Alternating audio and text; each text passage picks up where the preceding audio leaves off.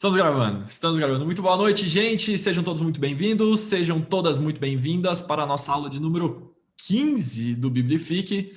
Para quem está assistindo essa aula, ou pela gravação, ou agora ao vivo e esqueceu o meu nome é Alexandre Klassen, eu estou aqui do lado com o Norberto Klassen, para a aula com o tema As 7 Obras da Fé. As 7 Obras da Fé. A gente vai investir um pouquinho de tempo para falar sobre isso.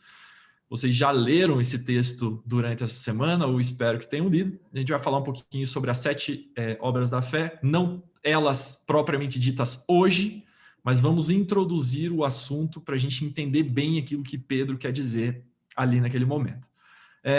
Fazendo um retrospecto daquilo que a gente viu até agora, especialmente quando a gente começou a falar sobre fé, ficou bem claro que a fé nas promessas de Deus necessitam que a gente tenha uma atitude de obediência, uma atitude, um movimento, uma ação.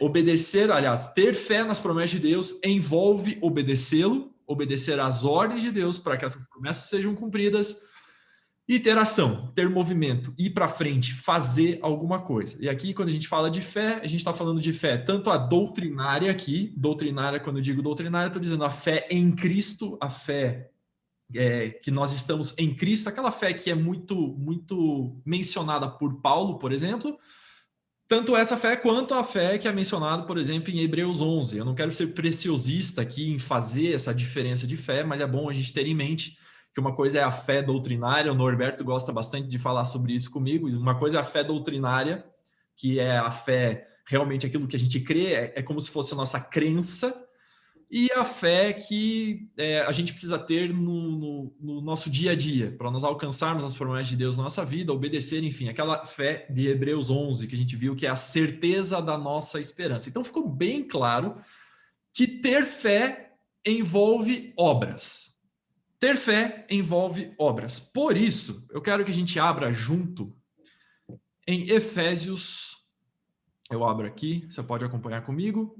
Mas se você tiver liberdade, você pode acompanhar também na sua Bíblia. Efésios 2, versículo 4. Efésios 2, versículo 4 diz o seguinte: Mas Deus, sendo rico em misericórdia, por causa do grande amor com que nos amou, e estando nós mortos em nossos delitos, nos deu vida juntamente com Cristo. Nos deu vida juntamente com Cristo. E aí ele faz aqui um parênteses, pela graça sois salvos. Nós somos salvos pela graça. E juntamente com ele nos ressuscitou e nos fez assentar nos lugares celestiais em Cristo Jesus para mostrar nos séculos vindouros a suprema riqueza da sua graça em bondade para conosco em Cristo Jesus. Ele repete, porque pela graça sois salvos mediante a fé. Isso não vem de vós, é dom de Deus, não de obras, para que ninguém se glorie, pois somos feitura dele, criados em Cristo Jesus para boas obras, as quais Deus de antemão preparou para que andássemos nela. É um versículo super conhecido, é um versículo citado por um monte de gente, eu tenho certeza quase que absoluta que em algum momento, em alguma mensagem, você já ouviu algum pastor falando a respeito desse texto. Mas o mais interessante, que é o que para o nosso tema hoje, aquilo que eu quero destacar, é que Paulo ele fala o seguinte: olha, nós estávamos mortos em nossos delitos, nós estávamos mortos em nossos pecados, a gente não tinha jeito. Se a gente for para os versículos anteriores, Paulo menciona que nós éramos filhos da desobediência, filhos da ira, nós éramos, segundo Romanos 5, inimigos de Deus, e mediante a graça, sendo rico em misericórdia, Deus, por causa do grande amor com que ele nos amou, ele nos deu a graça, ele nos salvou pela graça. E aí Paulo destaca que nós não fomos salvos por nossas obras, mas nós fomos salvos pela graça.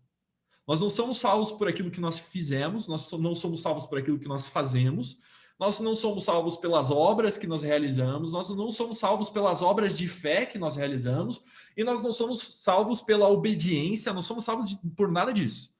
Nós somos salvos por única e exclusivamente pela graça de Deus na nossa vida, que é, por consequência, alcançada mediante a fé. Olha só o que 2:8 diz, porque pela graça sois salvos, mediante a fé. E isso não vem de vós, é dom de Deus, não de obras, aquilo que eu acabei de falar, para que ninguém se glorie. Ou seja, nós não somos salvos pelas nossas obras, mas nós somos salvos pela graça que é alcançada pela fé que nós temos, que é abraçada pela fé que nós temos. E Paulo continua no versículo 10 dizendo, pois somos feitura dele, criados em Cristo Jesus para boas obras.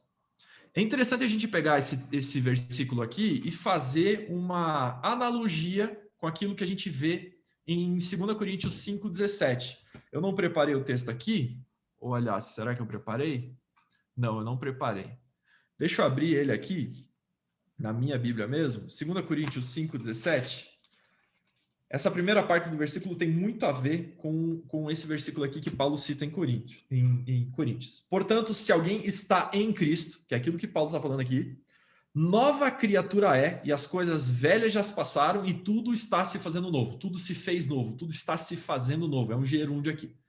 Paulo está dizendo o seguinte, nós somos criaturas de Deus, nós somos feituras de Deus, preparados como novas criaturas para as boas obras. Nós não somos salvos pelas nossas obras, mas somos salvos para boas obras. É impossível a gente separar a nossa salvação das obras. A questão toda é o que você coloca na frente da salvação. Se você colocar na frente da sua salvação as tuas obras, você está errado. Se você colocar as tuas obras atrás da salvação, você está certo. Porque nós não somos salvos pelas nossas obras, mas nós somos salvos para as boas obras, porque fomos salvos pela graça de Deus, mediante a fé. Deixa eu fazer um outro parênteses aqui. Algumas pessoas vão falar o seguinte, eu sou salvo porque eu criei em Jesus. Isso é mentira. Isso é mentira.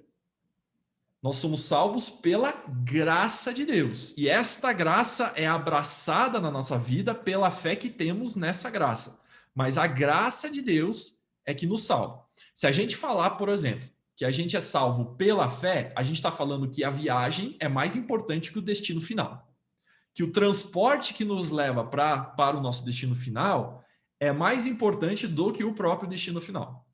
Em 2019, ali por setembro, mais ou menos, eu e a Belle e o meu cunhado fomos para a Indonésia. A gente foi para Bali, na Indonésia. Por que eu estou usando esse exemplo? Porque a gente ficou um longuíssimo tempo no avião. Eram 15 horas de escala para um lugar, a gente demorou lá mais 1h30 nesse lugar, dei mais 10 horas de voo até chegar finalmente no destino final. Quando a gente pensa nessa viagem cansativa, são quase 43, 44 horas de viagem no total, são 25, 27 horas só de voo, só dentro do avião, você tem que levantar, você tem que cuidar para você não ter uma trombose, você tem que levantar, você tem que tomar água, você tem que andar no avião, você tem que fazer exercício, você tem que comer, você tem que dormir, você tem que... É impressionante a canseira que dá uma viagem dessa. Se a gente trouxer esse exemplo para aquilo que a gente está falando aqui, a gente está falando o seguinte, se a fé é que nos salva e não a graça, a gente está falando que a gente vai, entra no avião, chega em Bali, quando a gente chegar na Indonésia, a gente fala assim, beleza, agora eu posso voltar, porque eu já estou dentro do avião e estar no avião é o que importa. E isso não é verdade. Você não viaja 27 horas dentro de um avião para você chegar no destino final, simplesmente levantar da sua cadeira, sentar de novo e vir embora, porque você quer ficar no avião. Claro que não, você quer chegar no destino final. Entenda que a graça é o destino final. E o que me leva para esta graça é a fé, que é o meu avião que me leva até lá. Então, o que nos salva é a graça.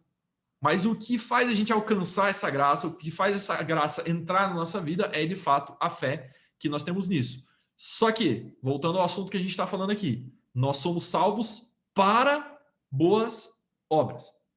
Existe um problema na nossa sociedade aqui que tenta dissociar a nossa identidade, que tenta dissociar aquilo que nós somos daquilo que nós fazemos. A sociedade chega para você e fala o seguinte, você não é aquilo que você faz. E, de fato, isso é muito verdade. Você não é aquilo que você faz. Só que aí vem uma segunda mentira que diz o seguinte, aquilo que você faz não importa. Não importa aquilo que você faz. O que importa é que você é salvo pela graça e tá tudo certo. Agora, meu irmão, minha irmã, agora tá tudo certo, você tá tranquilo, você não precisa fazer nada, agora é só sentar e esperar. E isso não é verdade, porque nós somos salvos para um motivo, nós somos salvos para fazer alguma coisa, que são as boas obras. Então é impossível a gente dissociar salvação, dissociar justificação, dissociar a graça de Deus sobre as nossas vidas, dissociar o amor de Deus sobre as nossas vidas de obras. A questão toda é, nós não somos merecedores dessa graça, não somos merecedores desse amor pelas obras que fazemos, mas nós ganhamos essa graça para então sermos e fazermos boas obras. Outro texto que eu queria compartilhar com vocês é em Tito, capítulo 2, versículo 11, que diz o seguinte: portanto, porquanto a graça de Deus se manifestou salvadora. De novo, a graça de Deus é a que salva. O que salva é a graça, não é a fé. A graça de Deus se manifestou salvadora a todos os homens, preste atenção nisso, educando-nos para que, renegadas a impiedade e as paixões mundanas, vivamos no presente século sensata, justa e piedosamente, aguardando a bendita esperança e a manifestação da glória do nosso grande Deus e Salvador, Cristo Jesus.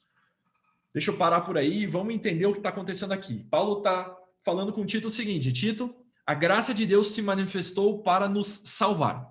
A graça nos salvou, a graça nos tirou da morte, nos tirou do império das trevas e nos transportou para o reino do Filho do seu amor.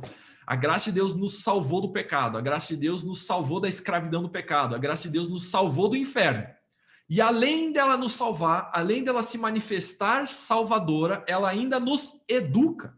A graça não é apenas uma questão de salvação. A graça ainda nos educa para que nós vivamos no presente, sensata, justa e piedosamente. Que a gente viva de uma maneira sensata, justa e piedosa. Que as nossas atitudes, que as nossas obras sejam sensatas, justas e piedosas, aguardando a bendita esperança e a manifestação da glória do nosso grande Deus e Salvador Cristo Jesus. Ou seja, Paulo está dizendo o seguinte: a graça se manifestou nos educando, para que a gente viva uma vida sensata, justa e piedosa. E vivendo uma vida sensata, justa e piedosa, a gente aguarda a nossa esperança, a manifestação da glória de Deus e do Salvador Jesus Cristo. A gente aguarda o nosso arrebatamento, a gente aguarda o fim dos tempos, a gente aguarda o nosso reencontro com Deus e o reencontro com o Senhor Jesus. Ou seja, viver de uma maneira sensata, justa e piedosa é o que eu chamo de modo de espera. É como se a gente estivesse no modo de espera para a volta de Jesus, para que a gente estivesse no modo de espera do arrebatamento que ainda vai acontecer. E Paulo, no versículo 14, continua: o qual a si mesmo, Jesus, a qual a si mesmo, se deu por nós, a fim de remir-nos de toda iniquidade, de nos tirar de toda iniquidade, de tirar toda iniquidade de nós, e purificar para si mesmo um povo exclusivamente seu, presta atenção nisso, zeloso de boas obras. Alexandre, eu já entendi que as boas obras são importantes. Só que, por exemplo, a santidade, onde que entra nisso? Santidade. Você fazer boas obras é, de fato, ser santo. O que vem antes? A santidade ou eu ser santo? É só um parênteses que eu estou fazendo aqui. Esses dias eu estava pregando na minha igreja e falei o seguinte: gente, preste atenção. Em Efésios 1, deixa eu voltar aqui, vamos abrir aqui rapidinho. Efésios 1, versículo 3, diz o seguinte: bendito Deus e Pai do nosso Senhor Jesus Cristo, que nos tem abençoado com toda a sorte de bênção espiritual nas regiões celestiais em Cristo. Nós somos abençoados em Cristo. Assim como nos escolheu nele antes da fundação do mundo para sermos santos e irrepreensíveis perante ele em amor. Nos predestinou para ele para a adoção de filhos por meio de Jesus Cristo, segundo o beneplácito da sua vontade. O que acontece aqui? Paulo chega para os Efésios e fala o seguinte: galera, em Cristo, a partir do momento que você está em Cristo, a partir do momento que você recebe a graça de Deus na sua vida e você é salvo, você está em Cristo. A partir deste momento que você está nessa plataforma, nesse ecossistema chamado em Cristo, você se torna abençoado, você se torna filho de Deus e você se torna santo. Mas, Alexandre, como que eu sou santo se todo dia eu peco de alguma maneira?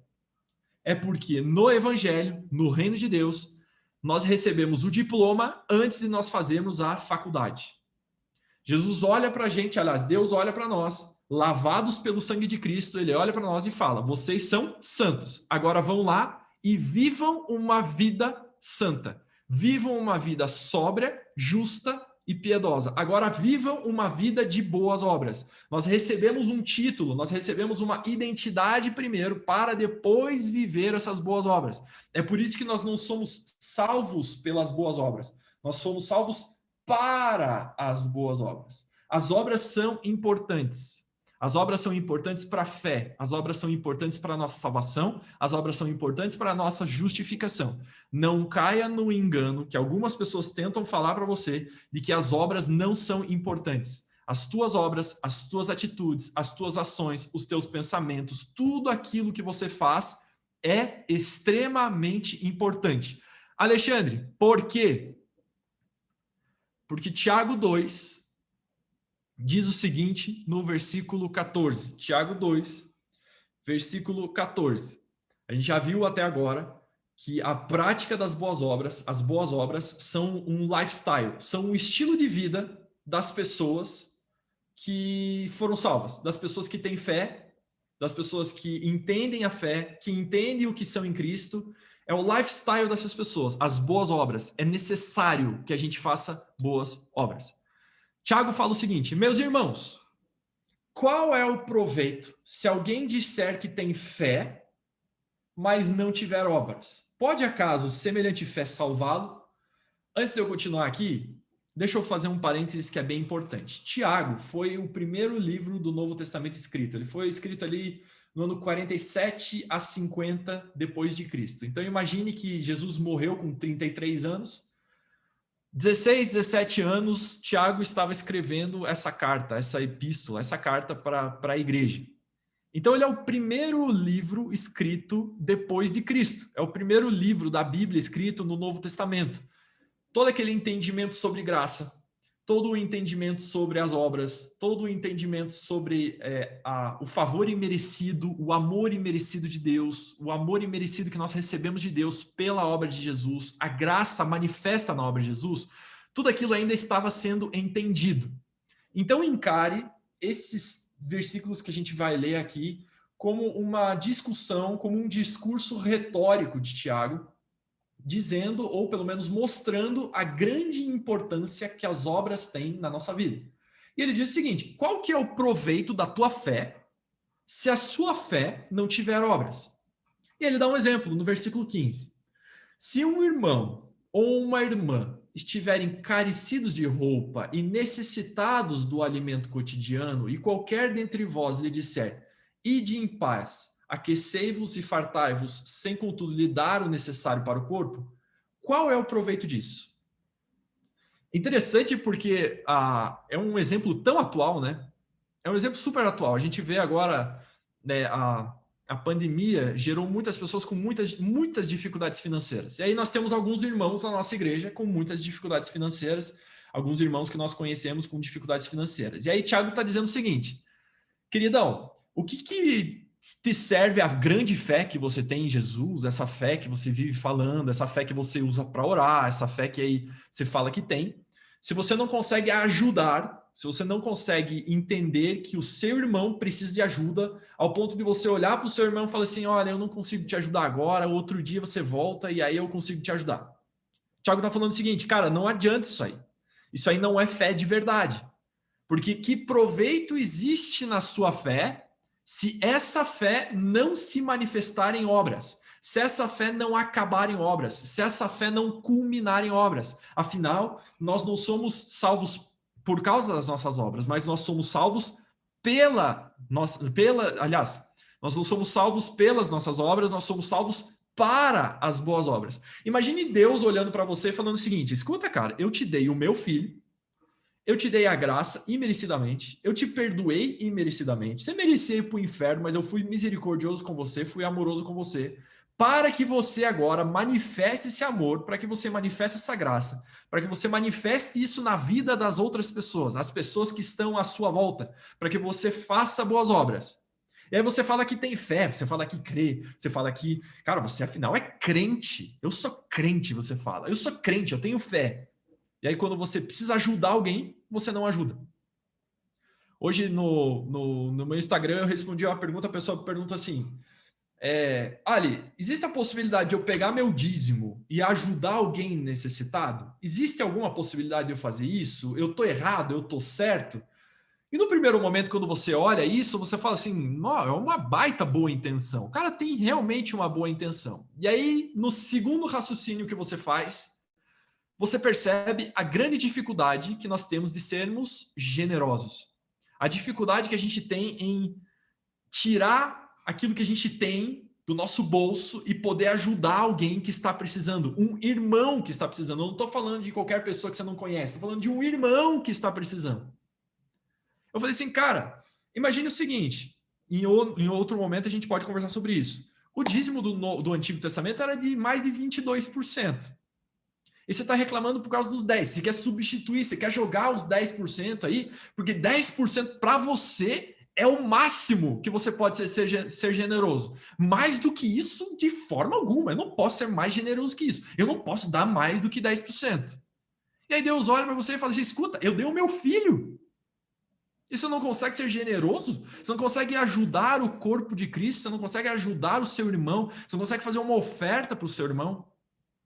Se você tiver com um papel e uma caneta, anote o seguinte. A generosidade é quando você dá alguma coisa que, em teoria, lhe faria falta. Aquilo que a gente dá de sobra, aquilo que está sobrando para a gente, aquele cobertor que a gente não quer mais e a gente dá para alguém, é caridade. Quando a Bíblia fala de generosidade, ela está falando de quando você dá alguma coisa que teoricamente te faria falta. Vamos abrir. Deixa eu achar o versículo. Eu lembro do capítulo, mas não lembro do versículo. Provérbios 22. Provérbios 22, versículo 9, diz o seguinte. Deixa eu abrir aqui. Vou abrir aqui. Provérbios 22, versículo 9. Diz o seguinte: o generoso será abençoado. Todo mundo diz, aleluia. O generoso vai ser abençoado. Eu sou generoso, eu sou generosa, eu vou ser abençoado, graças a Deus. E aí ele continua, Salomão continua, porque dá do seu pão ao pobre. Porque dá do seu pão ao pobre. Não é o pão que sobrou, não é o pão a mais que você comprou. É o pão que faria falta para você. Você deixa de comer o seu pão para você ajudar alguém, para você ajudar o pobre, para você ajudar o necessitado. Isso é generosidade. E é isso que a Bíblia promete abençoar você, não a caridade. A caridade é legal? Claro que é. A caridade é uma bênção? Claro que é. Mas não chame caridade de generosidade.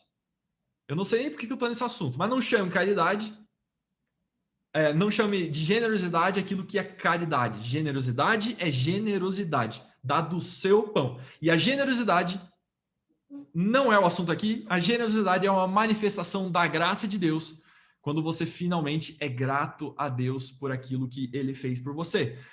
Tiago continua, versículo 16.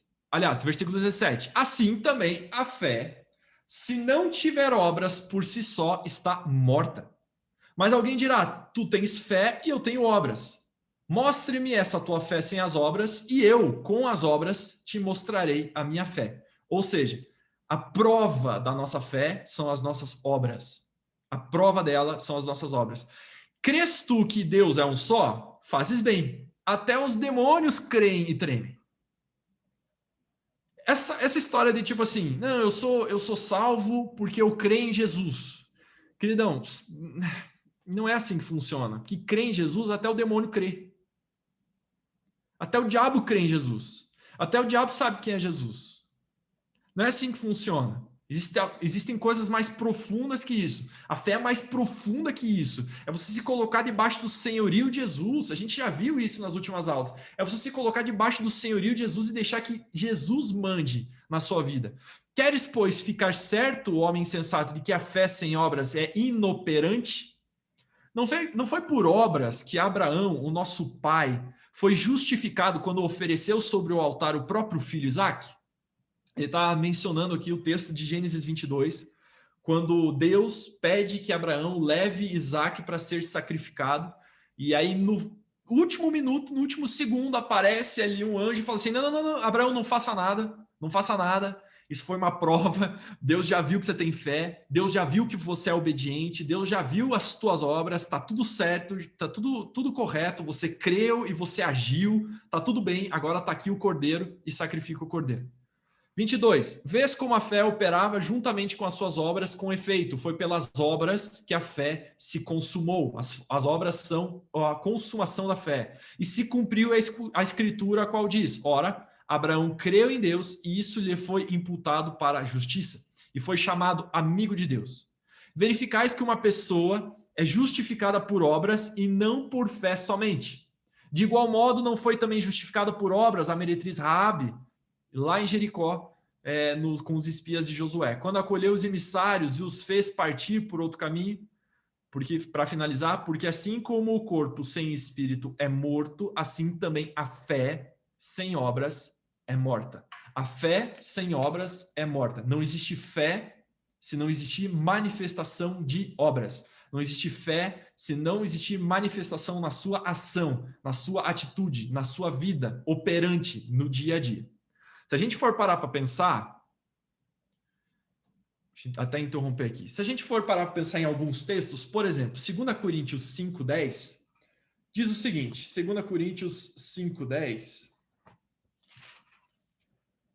diz o seguinte, pois todos devemos comparecer perante o tribunal de Cristo para que cada um receba segundo o que tiver feito por meio do corpo, ou bem ou mal. A NVI traduz aqui que cada um receberá segundo as nossas obras.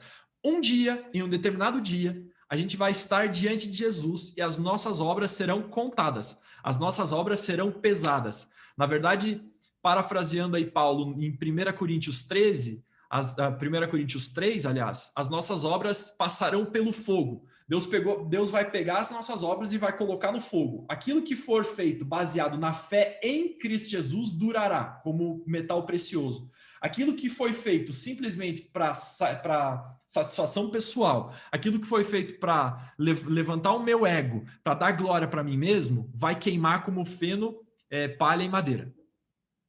E Paulo fala assim, olha, as nossas obras elas vão ser medidas. Não adianta a gente falar que tem fé e não tiver obras. Não adianta a gente falar que tem fé e não fazer nada a respeito disso. Não existe isso. Existe a necessidade de ter obras.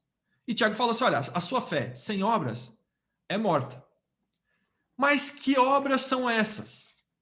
E aí que a gente entra no texto de Pedro, que diz para a gente, dá uma palhinha, pelo menos na teologia de Pedro, digamos assim, nos dá uma palhinha de quais são essas obras que a gente precisa ter. 2 Pedro 1, eu vou ler já a partir do versículo 1, que diz o seguinte, Simão Pedro, servo e apóstolo de Jesus Cristo, aos que conosco obtiveram fé igualmente preciosa na justiça do nosso Deus e Salvador Jesus Cristo, graça e paz vos sejam multiplicadas no pleno conhecimento de Deus e de Jesus nosso Senhor. Deixa eu dar uma dica. Todas as vezes que você vê uma saudação dessa, simule que essa saudação é para você. Então fale amém. Fale amém para essa saudação quando você lê.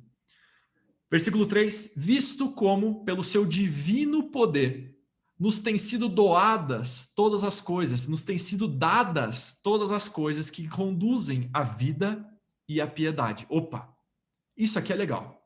Pedro está dizendo o seguinte, que pelo divino poder de Deus, pelo divino poder da obra de Cristo, nos tem sido dadas, nos teve sido dados, nós ganhamos todas as coisas que conduzem à vida e à piedade, pelo conhecimento completo daquele que nos chamou para a sua própria glória e virtude, pelas quais nos têm sido doadas as suas preciosas e muito grandes promessas. Deixa eu parar por aqui e daqui a pouco a gente continua.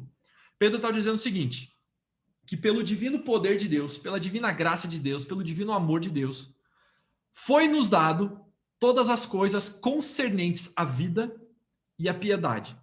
Como que isso se deu? Qual que é a dinâmica disso? Como que nós recebemos essas coisas? Como que nós recebemos tudo que concerne a vida e a piedade? Ele continua dizendo o seguinte, que nos foi dado as preciosas e muito grandes promessas de Deus. Pedro, em outras palavras, está dizendo o seguinte, nos foi dado todas as coisas concernentes à vida e à piedade. Como? Pelas promessas de Deus que estão na sua palavra.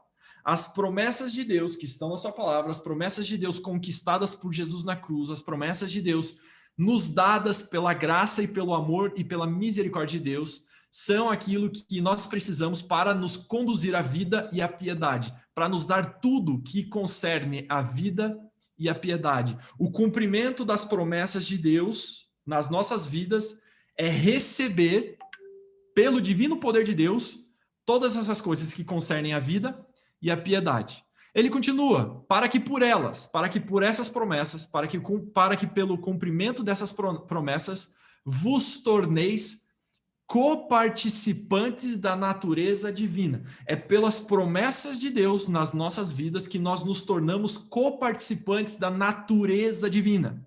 Coparticipantes aqui significa sócios, livrando-vos da corrupção das paixões que há no mundo. Até aqui. Deixa eu fazer um desenho aqui. Vamos ver se a gente consegue fazer isso aqui. Vou abrir o quadro branco, vamos ver se a gente consegue fazer um desenho legal. Até aqui, nós vimos que... Deixa eu trocar de cor aqui, por um azulzinho. Nós temos a fé. A fé. Esta fé nos leva... Né? Eu não quero vermelho, gente. Vamos pegar azul aqui. Esta fé nos leva, pelo que nós vimos pelo texto de Efésios, nos leva para a graça. Esta fé nos conduz para a graça. É mediante a fé que nós alcançamos a salvação pela graça. Muito bem, então pela graça nós temos a salvação. Nós temos a salvação. Mas, segundo Pedro, pela graça nós também ganhamos promessas. É pela graça que nós temos as promessas de Deus na nossa vida. Nós ganhamos a salvação, nós ganhamos a nossa justificação, nós ganhamos o perdão dos nossos pecados, mas nós também ganhamos um rol, nós ganhamos um pacotão de promessas aqui para serem cumpridas nas nossas vidas. Nós temos promessas de Deus que são dadas mediante a graça. A gente não conquistou essas promessas, a gente não se tornou digno dessas promessas, a gente não fez nada para que a gente fosse digno de receber essas promessas. Promessas de alegria, promessas de paz, promessas de proteção, promessas de que Deus acamparia os seus anjos ao seu redor. Tá tudo certo, são promessas de Deus sobre a sua vida. A palavra de Deus tem inúmeras promessas de Deus para a sua vida e para a minha vida. Tá tudo certo. Isso tudo é alcançado pela graça, mediante a fé. Quer dizer que nós precisamos, então, aplicar fé nisso aqui também. Nós precisamos aplicar fé nas promessas de Deus na nossa vida. Vocês concordam com isso? Deus promete, aquilo que nós vimos até nas últimas aulas, Deus promete e nós alcançamos essas promessas pela fé. Nós abraçamos essas promessas pela fé. O que Pedro está falando aqui é que agora precisa ser inserido junto nesse contexto. Deixa eu escrever em verde aqui que vai ficar mais fácil para entender. Junto nesse contexto, nós precisamos adicionar ações, obras. A partir do momento que a gente tem fé na salvação, a fé nos levou até a graça, nós recebemos a salvação de Deus, nós recebemos a justificação de Deus, nós recebemos todas as promessas. A partir deste momento, Pedro está falando, legal, vocês receberam isso, por isso agora adicionem a vida de vocês, adicionem a fé de vocês, ações, obras, atitudes, movimentos no seu dia a dia. E Pedro diz, então, que esse movimento, que esse negócio inteiro, esse esquema inteiro aqui, nos faz coparticipantes da natureza divina. Alexandre, como assim? Nós recebemos as promessas de Deus para nossas vidas. Lembra lá do povo no Antigo Testamento diante da Terra Prometida? Eles receberam uma promessa, eles receberam a Terra Prometida, eles receberam promessas. Deus chegou para eles e falou assim, olha, vocês precisam misturar fé nisso para vocês conseguirem entrar e agirem dentro dessa terra. Vocês precisam ter fé e vocês precisam ter obediência. Vamos até adicionar aqui, vamos ver se a gente consegue. Não consigo mais. Eu adiciono aqui do ladinho, então aqui embaixo, para quem tirar um print disso aqui. Eita. Deixa assim. Ações, obras e obediência. Deus chega para eles e fala assim, ó, vocês precisam ter fé nas promessas de Deus, mas vocês precisam também ter obras. Vocês precisam agir em cima disso, vocês precisam ter uma atitude em cima disso.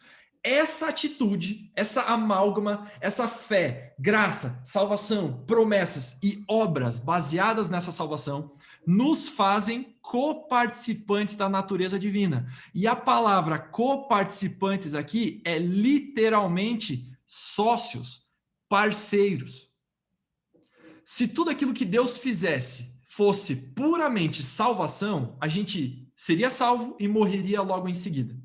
Mas Deus não quer que a gente seja um bando de zumbi parado, olhando, esperando a nossa salvação, esperando tudo isso aqui acabar. Deus olha para a gente e fala assim, ó, legal, eu salvei você, agora você precisa partir para as boas obras. Você precisa partir para usufruir das minhas promessas na sua vida. Isso vai fazer você ser um coparticipante da natureza divina na face da terra. Você é um sócio da natureza divina. Você passa a ser um embaixador de Cristo. Você passa a ser um embaixador do reino de Deus. As tuas atitudes representam um senhorio de Jesus. As tuas atitudes representam um reino, representam um estilo de vida cujo o rei, cujo Senhor é o Senhor Jesus Cristo, que está sobre todas as coisas, que tem um nome acima de todo nome, que não tem absolutamente ninguém e nada que possa se comparar.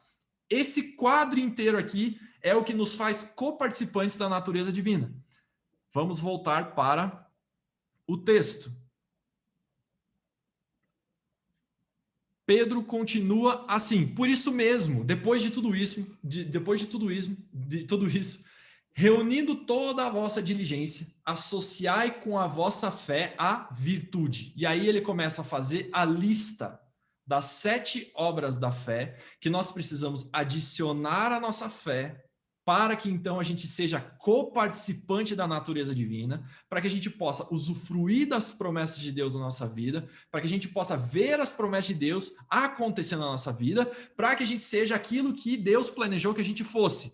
Pessoas salvas, pessoas amadas, pessoas que têm uma identidade, mas que agora agem com boas obras. E ele começa, o primeiro, virtude.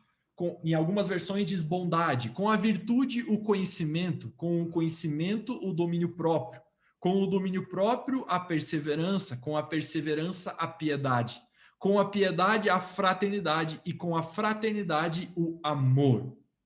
Porque estas coisas, existindo em vós e em vós aumentando, fazem com que não sejais, preste atenção nisso, nem inativos, nem infrutuosos, nem infrutíferos no pleno conhecimento do nosso Senhor Jesus Cristo.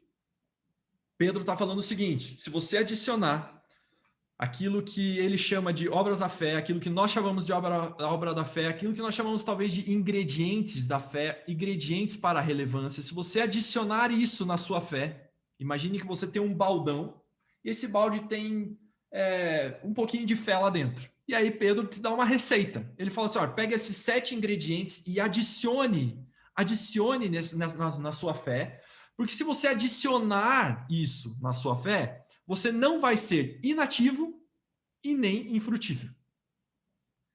O que isso quer dizer? Que quando nós adicionamos boas obras à nossa fé, nós não nos tornamos apenas simplesmente amebas com fé, mas a gente começa a realmente fazer diferença e a gente realmente começa a dar frutos. E aí a gente volta lá para João 15, quando Jesus estava falando com os seus discípulos, dizendo o seguinte, nisto é glorificado o meu Pai, que vocês deem muito fruto.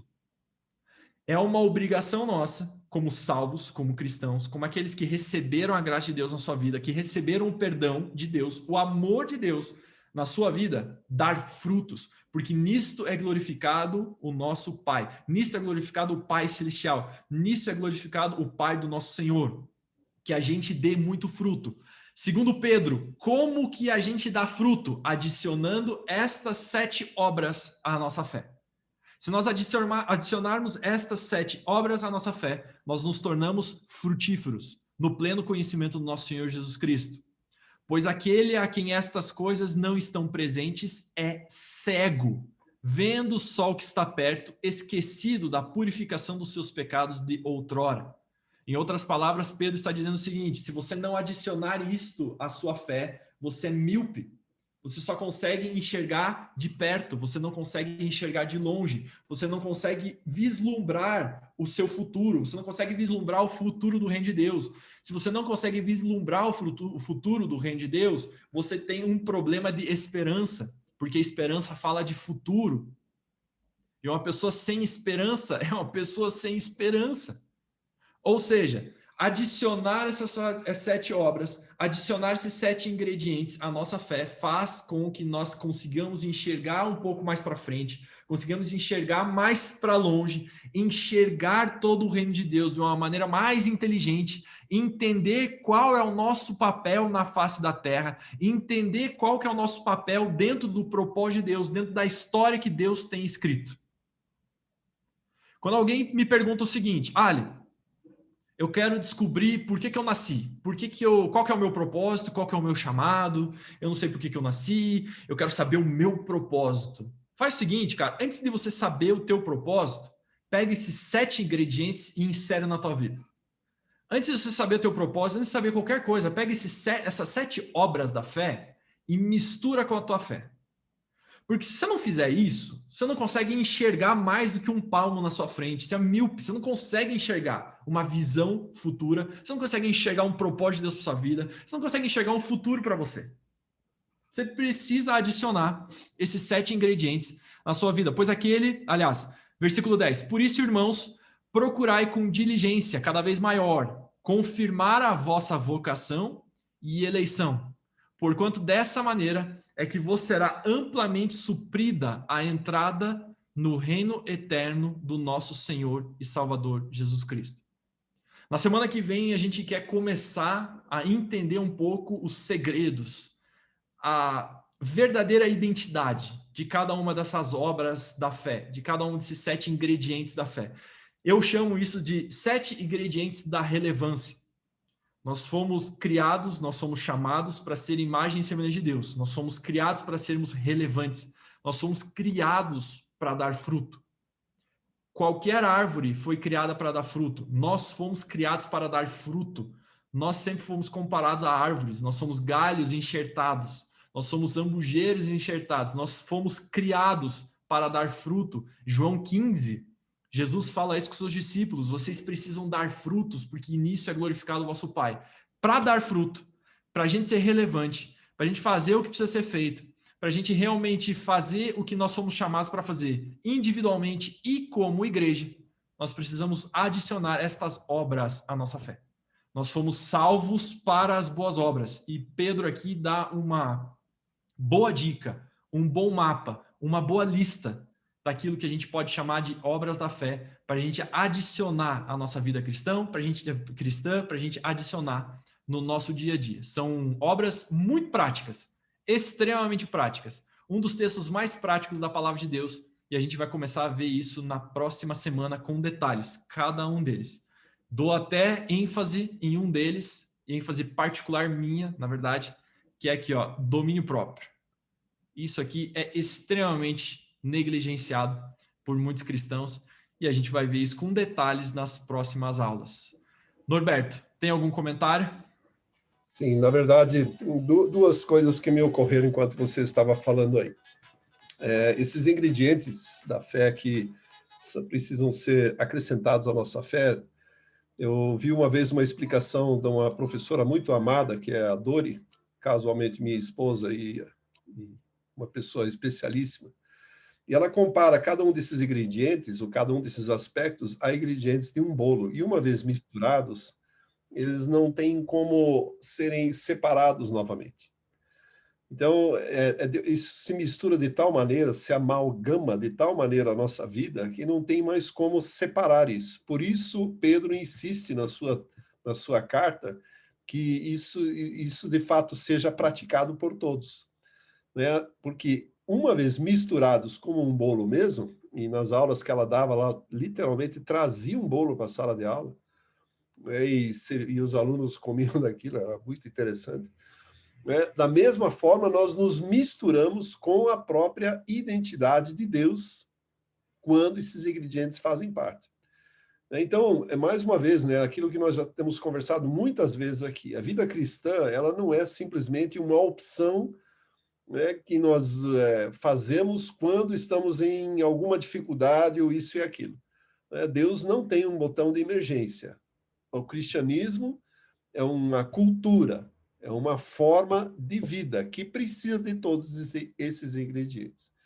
Esse é um comentário. Quando você estava mencionando, Alexandre, sobre a generosidade, eu me lembrei da orientação de Paulo na sua segunda carta aos Coríntios, capítulo 8, onde ele fala sobre os benefícios, aliás, sobre a prática da generosidade de uma igreja na Macedônia, né, que deu além das suas posses. E ele chama a oferta, ou essa expressão de generosidade, de graça.